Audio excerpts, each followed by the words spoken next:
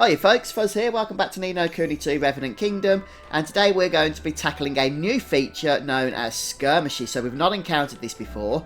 I'm going to guide you through it, though it's not actually very complicated because the game does actually give you some tips and strategies, and some of the features of this new particular main feature are not available to us at the moment anyway. But we'll go ahead and activate the objective here. So this is the start of chapter 3. Just in case you're wondering when this takes place. Now, it tells us the recommended level for this skirmish is level 1. And don't think, oh, that's okay, I'm level 14, so this is going to be very easy. Because the skirmish level is what this cares about, not your character level. And our skirmish level is, in fact, level 1. So we'll go ahead and select yes on this. This is the first skirmish, though. So it's not a challenging one, it just introduces us mostly to the new aspects of this particular feature. So you'll do well to read through some of the information that comes up on the screen, and you will be getting quite a bit of it. But don't worry so much about the fact that there's 4 options to choose here. These aren't actually going to be used in this particular skirmish. But just to go over them briefly, bolster forces will allow us to strengthen our units, but we will need to use this skirmish currency to do that. We don't have any at the moment. Inspect forces just lets us see how our team compares to the enemy's team. And as you can see, they've got more units than we have, but that's absolutely fine because we have all that military might. We have 5,000, and we can use that throughout the skirmish in order to heal up, to unleash special attacks, etc, etc. So we really do have the upper hand with that. Muster forces allows us to just set up what units we want to bring into the skirmish. At the moment, there's nothing we can do because we've already got 2 units set up for us, and there's no other choice to make there. And then mobilise lets us begin, so we'll go ahead and do that. And you'll see you get this kind of new strategy interface, which is based on the interface that you get on the world map, so we're still in Chibi form. But each of those units you saw Evan have, which is 2 units, each have their own set of units that automatically attack the enemy. So we've got the 2 pirates here, and each of those pirates has a group of soldiers with them. So you can actually move the units using the L1 and R1 keys, and you'll see they've got icons above their heads as well. That's telling you what enemy type they are, what battle type they are. And enemy types will also have those above their heads, and certain ones are weak to others and strong against others, certain icons, but we'll look at those a little bit later on. So all we need to do then is head straight up towards an enemy unit, and we'll start attacking. It's really that simple.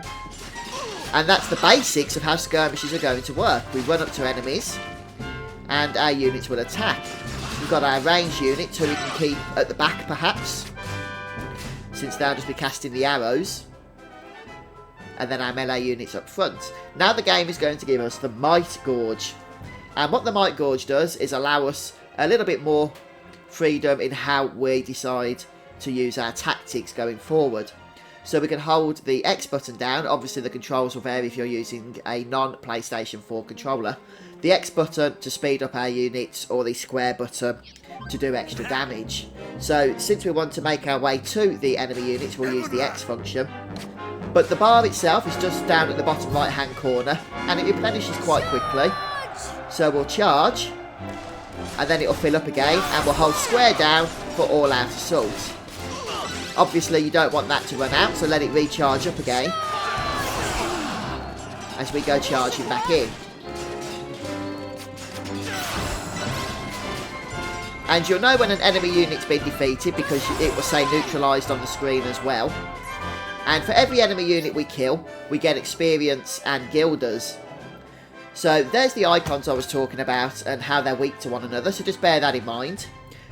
You'll also notice a line coming from your units to the enemy units. There we go. And a blue line, a blue arrow, indicates when we are stronger than the enemy, when we're at an advantage. And a red one indicates that the enemy has the advantage over us. So again, let's bring our melee units up front here.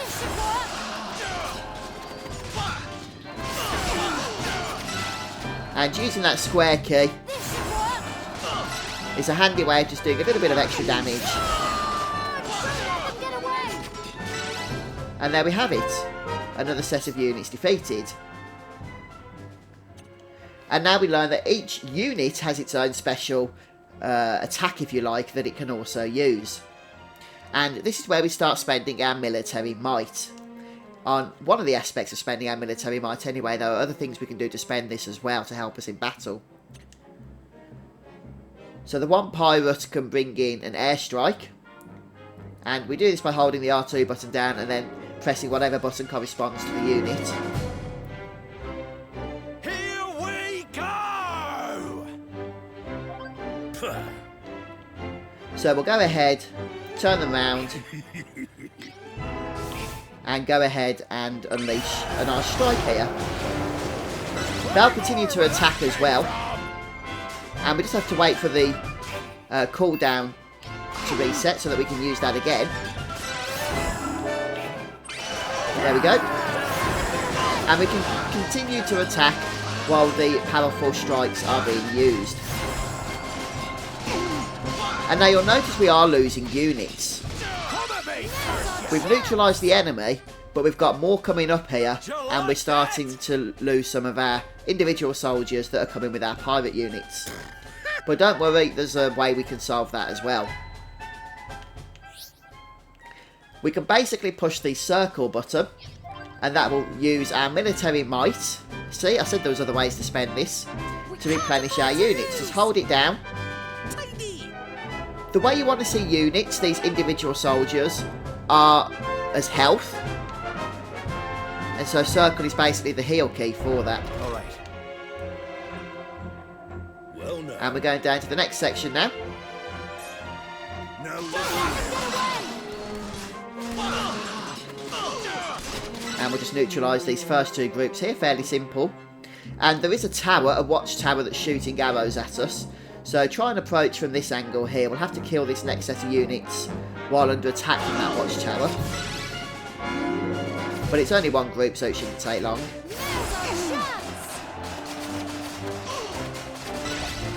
Okay, and that's the first thing we need to take down in order to defeat the bandits.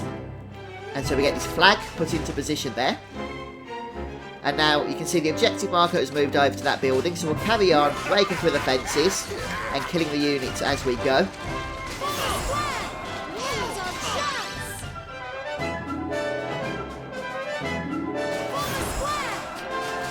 And this one doesn't attack us, so just take your time with it. And there we go, another flag is going to pop up. Now we get to learn another important thing, which is the shock tactic. And this is when Evan has like that yellow reddish bar you can see around his face on the picture there, all the way around. And it's basically going to give us a massive boost in battle for a short time. And we can use triangle to activate this one. I think it's 10 seconds it lasts for. It's a little bit like Armiger, in my opinion, from Final Fantasy 15. We can go ahead and replenish our units before we do anything else. Holding the circle button down, remember.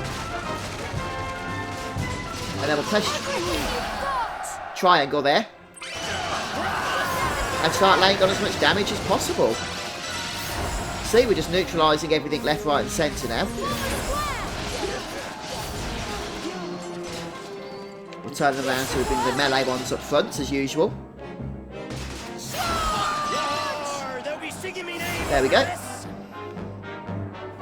You think you can kill me off? And that's it, guys. That brings us to the end of the first skirmish, pretty much. Come on. And you'll know when you've finished because you'll get the victory screen, like you would expect after battle. And we've even levelled up our skirmish units to level 3 as well. It's a bit of a bonus. So that means obviously they're going to be more powerful the next time we initiate a skirmish with them. But of course there's going to be plenty of skirmishes in the game. Yeah. So we are going to be required to level them up.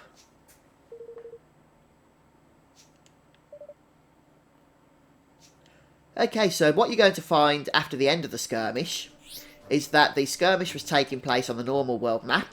And you once again have access to it. The enemies will spawn in place of where we were just skirmishing. And we can continue to explore the area behind us since all the chests will have repopulated again.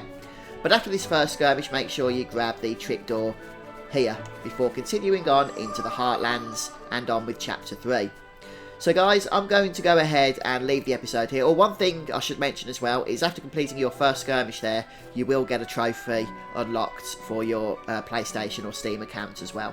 But thanks for stopping by and joining me, guys. I hope you've enjoyed watching. If you have, don't forget to leave a like. And come back soon for more Ni No Kuni II Revenant Kingdom. Goodbye.